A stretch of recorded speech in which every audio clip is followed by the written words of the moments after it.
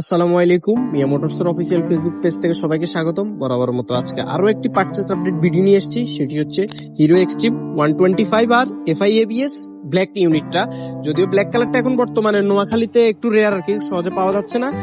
আমাদের দুই তিনটা ছিল, ওগুলো সবগুলোই সেল হয়ে গেছে। আসা মাত্রই সেল হয়ে যায়, কিছু করার থাকে না। তো এই গাড়িটির চাকার কন্ডিশনটা দেখেন আর ডিস্কটা দেখেন। গাড়িটির চাকার কন্ডিশন অনেকে দেখলে বলবেন যে এই গাড়ির চাকা চেঞ্জ হয়েছে, কিন্তু আসলে না। বর্তমানে হিরোতে এই টায়ার গুলো ইউজ করা হয়। আপনারা চাইলে অফিসিয়াল শোরুমে যাই এটা দেখতে পারেন, যোগাযোগ করে দেখতে পারেন। এই যে দেখেন পিছনের চাকাটাও সেম, মানে এগুলা হচ্ছে বিশেষ করে আপনারা রাইডার, টিভিএস রাইডারে দেখতে পারবেন এই টায়ার গুলো আর কি।